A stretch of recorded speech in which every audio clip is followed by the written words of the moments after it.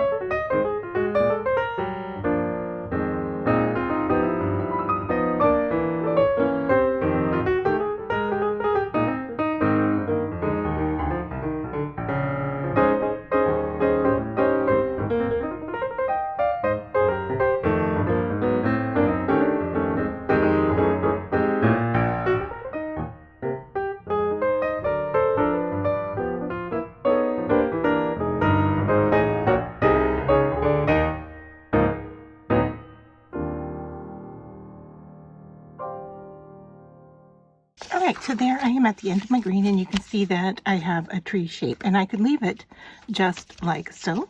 I could go back in. I don't have enough green left to do the rest of the tree, so I'm going to switch over to red, and I'm going to thread my needle and go back up and go in the opposite direction with the red ribbon, weaving it in and out. So you have a lot of options here. Like I said, you could go at an angle, you could go straight across. You could see how, you know, if you added buttons on here, if you added beads on the front, you can always embellish it after you've got your ribbon sewn in place. So lots of options. Now I am leaving both ends of my ribbons just loose right now until I finish the whole piece, and then I'll go in and secure them in place. So now I'm just going to go start in the bottom this time.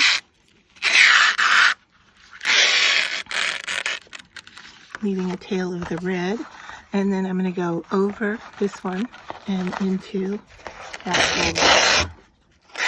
Alright, so I finished designing, and what I have chosen to do here is with the red, I have gone over and under every other time so that both colors get to be shown in the front. And so on the back, you can see here I just have my tails of ribbon, and I am just going to use some cellophane tape to hold these down on the back. Just to give them a little, you could tuck them under like this one I tucked under, and my glue stick is getting in the way here.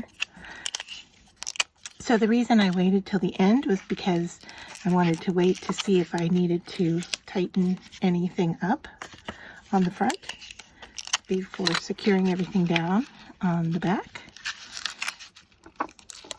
And the reason I'm using tape, of course you could use glue, I don't want to tie a knot because I don't want to add any bulk to this. Alright, so there is our woven decor piece. Now, I have pulled out some pieces here from Buttons Galore and More to accent this. So what I'm going to do is I'm going to use these snowflake sequins. I'm going to use the white ones. And then I have these green little flat back pearls. And so what I thought I would do is grab the white snowflakes and place them randomly on the tree.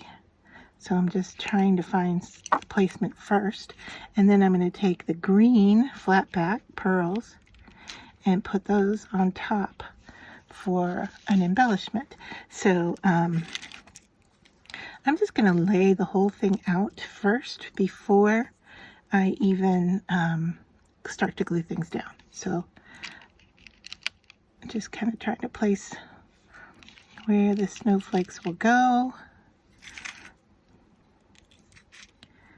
And then my final decision will be, do I want to do something at the top? Do I want to put a star? Do I want to make an element that will go there?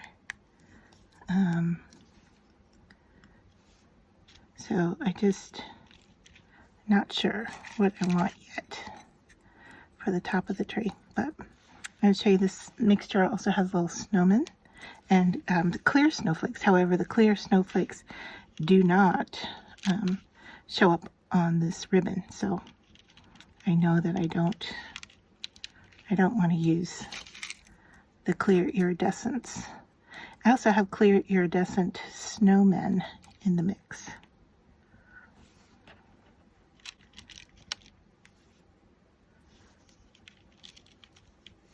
How does that look? I think that's kind of nice. I don't know. Do we need...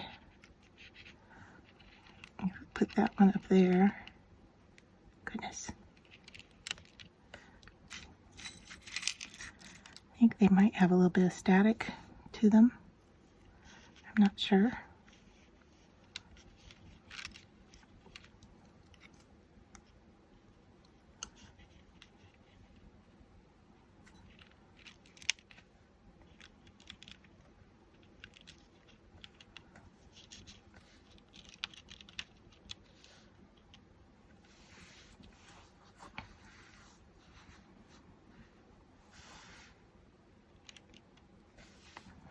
All right, I think I'm going to go with that. So let's see, 1, 2, 3, 4, 5, 6, 7, 8, 9. Okay, odd number. That's great.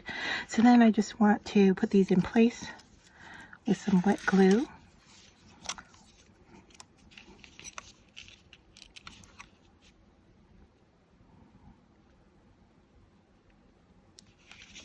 And this glue, if it shows up right now, that's fine because it will dry clear.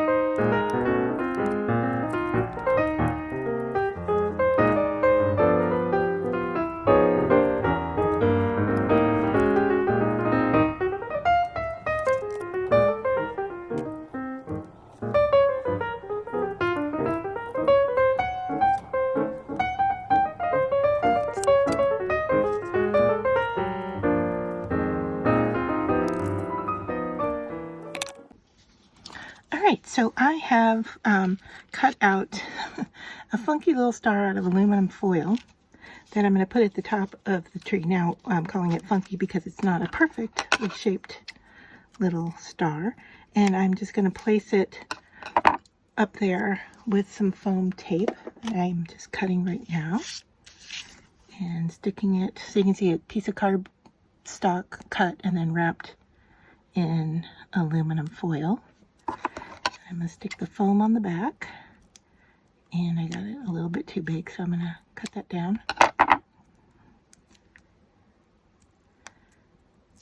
And then I'm just going to kind of put it up here at a wonky angle, I think, like so. And then I'm going to frame it with this metallic red paper behind it, but I need to go get a frame for it. But for the most part, everything is done. It just needs to sit and dry, and then I need to double check those snowflakes and make sure that they are stuck down well. And then I'll be ready to hang it up with our holiday decor this year.